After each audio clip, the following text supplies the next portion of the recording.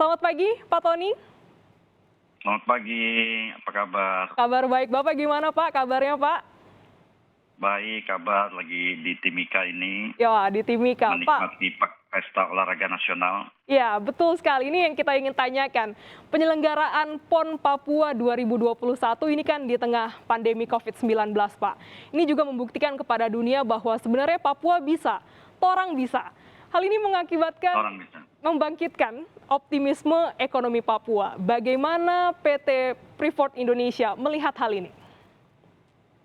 Jadi kalau dilihat sekarang ini sebenarnya ekonomi Papua pada saat Indonesia mengalami kontraksi ekonomi, contohlah di kuartal kedua tahun yang lalu itu di saat Indonesia mengalami kontraksi, Papua bisa tumbuh 29%.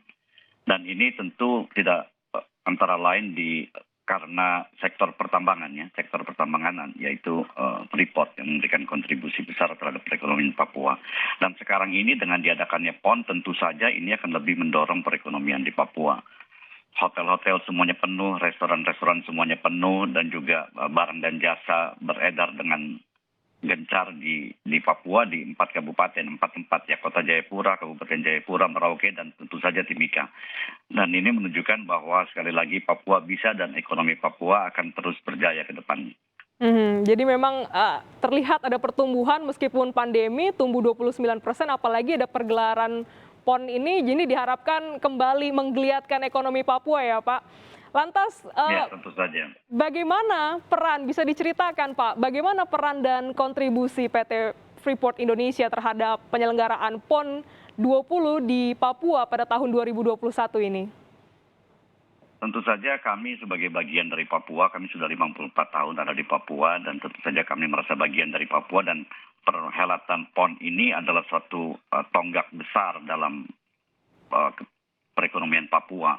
Dan untuk itu kami memang mempersiapkan diri untuk ikut bersama-sama dengan pemerintah provinsi dan pemerintah kabupaten untuk bisa memberikan kontribusi dalam pelaksanaan PON Papua ini. Antara lain kami bangunkan sebuah stadion atletik ya bertaraf internasional dengan akreditasi IAAF yang dengan World Class 2. Dan ini jumlahnya juga cukup besar, sekitar 470 miliar, dan ini digunakan untuk seluruh pertandingan atletik dan juga bola basket yang dilaksanakan di Kabupaten Mimika. Dan tentu saja kami PT FI juga menjadi sponsor utama dalam acara PON ini. Dan ini menunjukkan bahwa kami bersama-sama dengan pemerintah dan masyarakat di sini untuk mensukseskan PON 20 ini. Dan juga pertandingan maraton akan dilaksanakan di kota kami, yaitu di Kota Kuala Kencana, kota yang kami bangun, dan ini tentu saja akan memberikan pengaruh yang besar, mengajak seluruh masyarakat untuk bisa ikut berpartisipasi, namun dengan tetap melaksanakan protokol kesehatan. Demikian. Jadi membangun tempat lapangan olahraga khusus atletik, begitu ya Pak, menjadi sponsor juga.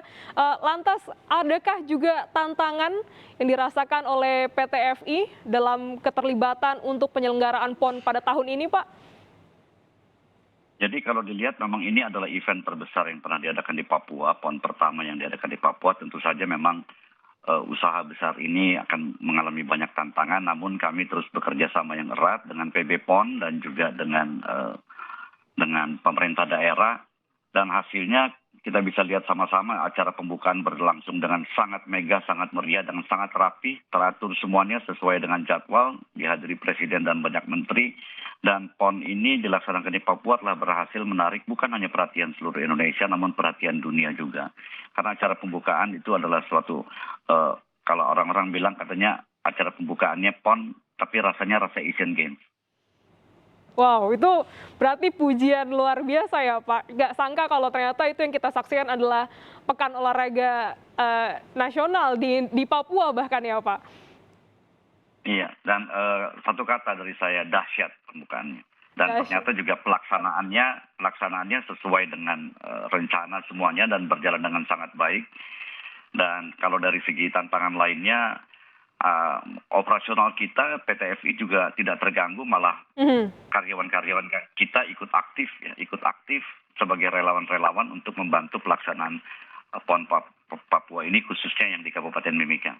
Wow, jadi justru karyawan-karyawan membantu ya Pak, menjadi bagian dari panitia, volunteer begitu? Iya, menjadi bagian dari panitia dan volunteer juga. Mhm. Pak Tony, sebagai perusahaan besar di Papua, bagaimana peran PT Freeport Indonesia terhadap pertumbuhan ekonomi Papua? Kalau peran PT FI terhadap ekonomi Papua ini kalau dilihat dari pembentukan PDRB Provinsi Papua itu lebih dari sekitar 40% itu dari PT FI. Dan untuk Kabupaten Mimika itu sekitar 70% dari PT FI. Kalau dilihat dari kontribusi finansialnya dari tahun 92 sampai tahun 2020 itu sudah hampir 20 miliar dolar yang kita kontribusikan buat negara.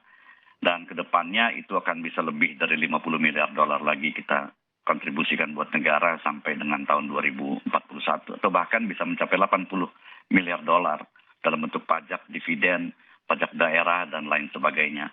Dan tentu saja ini kalau dihitung 80 miliar dolar itu bisa dikali 14.000 itu lebih dari 1.000 triliun kontribusi kita untuk negara. Itu terrealisasi di 2030, Pak?